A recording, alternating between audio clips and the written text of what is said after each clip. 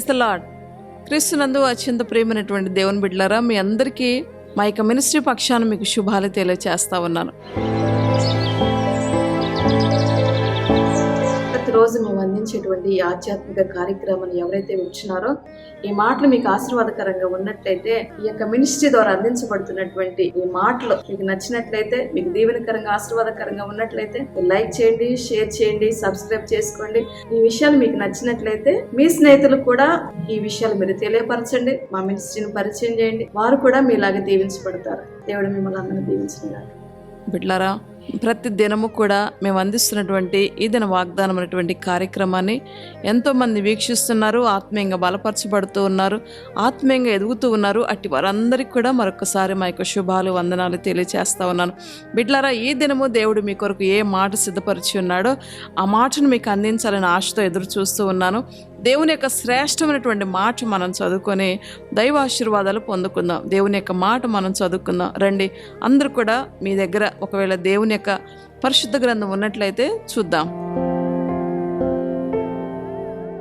ఆదికాండము 17వ అధ్యాయము 2వ వచనాన్ని చదువుదాం. నిన్ను అత్యధికముగా అభివృద్ధి పొందించేదను అంటున్నాడు అనమాట. ప్రియులారా, చూడండి, ఒక శ్రేష్టమైనటువంటి మాట ఆయనతో మాట్లాడుతున్నాడు. నిన్ను అత్యధికంగా అభివృద్ధి పొందిస్తా అని చెప్పి ఆయన మాటిస్తూ ఉన్నాడు. ప్రియులారా, అత్యధికంగా అంటే ఉన్నదానికంటే అధికంగా నేను ఆశీర్వదిస్తా అంటున్నాడు. బిడ్డలారా, చూడండి, ఈరోజు ప్రతి ఒక్కరు కూడా దీవించబడాలి ప్రభువా, ఆశీర్వదించబడాలి ప్రభువా అని మనం ప్రార్థన చేస్తాం కదా.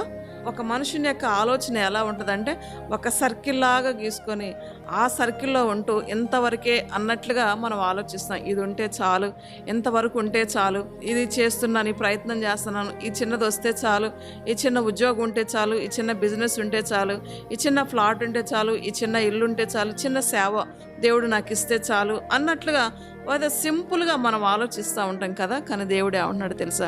నిన్ను అత్యధికంగా అభివృద్ధి పొందించేది అంటే నిన్ను నలుదిక్కలు కూడా విస్తరింప చేసేటువంటి దేవుడై ఉన్నాడు. అందుకే ఆయన అంటున్నాడు, నేను అత్యధికంగా అభివృద్ధి చేస్తాను. అత్యధికంగా అంటే అన్ని రీతిలుగా దేవుడు దీవిస్తాడు. బిడ్డల పరంగా ఏంటి, ఉద్యోగ పరంగా, వ్యాపార పరంగా ఏంటి. ఒకవేళ ఇప్పటి వరకు కూడా దేవుని యొక్క ఆశీర్వాదం లేని వ్యక్తిగా ఉన్నావేమో, దేవుని యొక్క దీవెనలు నీ కుటుంబంలో లేనటువంటి వ్యక్తిగా ఉన్నావేమో, దేవుని యొక్క మరి ఐశ్వర్యము, దేవుని యొక్క ఆశీర్వాదము నీ జీవితంలో నువ్వు అనుభవించినటువంటి వ్యక్తిగా నువ్వు ఉన్నావేమో. ఆయన అంటున్నాడు, ఈ రోజు నుండి, ఈ క్షణం నుండి నేను ఏం చేస్తానో తెలుసా? అత్యధికముగా నేను ఆశీర్వదిస్తా అని చెప్తున్నాడు అనమాట. అబ్రహామును కూడా అదే మాట ఇచ్చాడు. అబ్రహాము ఎప్పుడైతే దేవునికి లోబడి వచ్చాడో అబ్రహామును అత్యధికంగా ఆశీర్వదిస్తూ వచ్చాడు. అబ్రహాము గర్భాన పుట్టినటువంటి ఇస్సాకును కూడా ఆశీర్వదించాడు. ఇస్సాకు గర్భాన పుట్టినటువంటి యాకోబును కూడా దేవుడు దీవించాడు. యాకోబు గర్భంలో చూసిన 12 మంది కుమారులు కూడా దేవుడు ఏం చేశాడు తెలుసా? అత్యధికంగా ఆశీర్వదిస్తూ వచ్చాడు. అత్యధికంగా ఆశీర్వదిస్తూ వచ్చాడు అనమాట. మరి 70 మందితో వెళ్ళినటువంటి ప్రజలు అనమాట.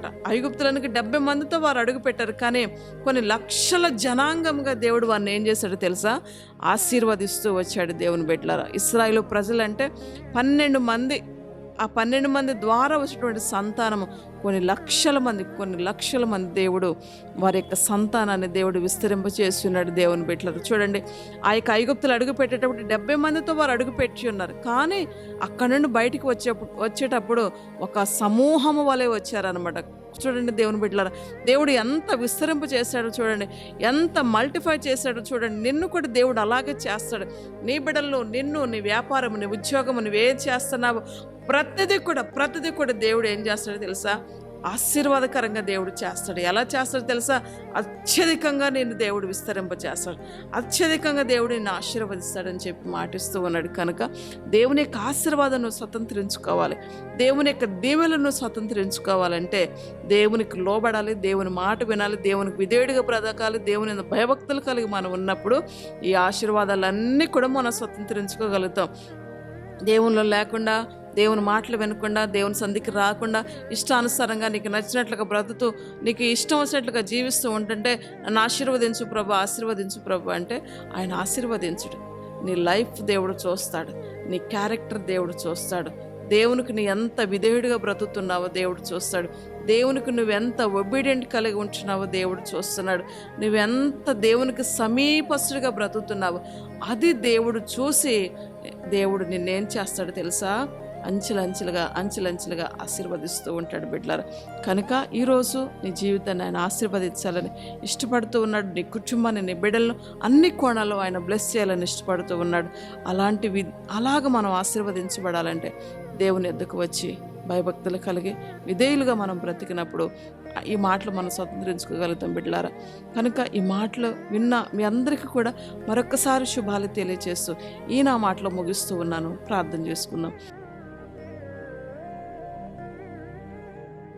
ప్రేమ కలిగిన మా తండ్రి, దయగలిగిన యేసయ్యా, నీకు వందనాలు. ఈ మాటలు విన్న ప్రతి ఒక్కరిని ఆశీర్వదించండి. ఈ మాటలు విన్న ప్రతి ఒక్కరిని దీవించమని వేడుకొంచున్నాను. ఎవరైతే ఈ మాటలు వింటున్నారో ప్రభా, అందరినీ కూడా మీరు ఆశీర్వదించమని వేడుకొంచున్నాను ప్రభా. అందరినీ కూడా మీరు ఆశీర్వదిస్తానన్నావు, అత్యధికంగా దీవిస్తానన్నావు ప్రభా. అలాంటి దీవెన ప్రతి కుటుంబానికి, ప్రతి బిడ్డకు మీరు అనుగ్రహించమని వేడుకుంటున్నాను. వారికి ఉన్న శాపపు కట్లు తొలగించండి, వారికి ఉన్న బంధకాలు తొలగించండి, వాళ్ళలో ఉన్న దరిద్రతను తీసివే, వాళ్ళలో ఉన్నటువంటి శాపాన్ని మీరు తొలగించి ప్రభా ఆశీర్వాదకరంగా వారిని మలచమని వేడుకుంటున్నాను. మీరే దీవించి ఆశీర్వదించి మీ నామానికి మహిమ తెచ్చుకోమని ప్రతి వారిని కూడా నీ హస్తాలకు అప్పగిస్తూ యేసు నామమును బట్టి అడిగి వేడుకుంటున్నాను తండ్రి, ఆమేన్. క్రీస్తునందు ప్రియులారా, ఈ దినం ఎవరైతే మ్యారేజ్ డే బర్త్డే చేసుకున్నారో అటు వారందరికీ కూడా మా యొక్క మినిస్ట్రీ పక్షాన్ని మీకు శుభాలు తెలియచేస్తూ ఉన్నాను. ఆయన అంటున్నాడు, ఈరోజు నిన్ను అత్యధికంగా ఆశీర్వదిస్తా అంటున్నాడు. ఈరోజు ఈ మ్యారేజ్ డే నీ యొక్క బర్త్డే చేసుకున్నావు కనుక ఆయన నీకు ఈరోజు ఈ మంచి వాగ్దానపూర్వకమైనటువంటి మాటలు నీకు తెలియచేస్తున్నాడు. ఈ మాటలు నమ్మితే, ఈ మాటల మీద విశ్వాసం ఉంచితే ఈ మాటలు నువ్వు స్వతంత్రించుకోగలుగుతావు. దేవుని బిడ్డలారా, దేవుడి మాటలు దీవించును గాక. ఆమేన్.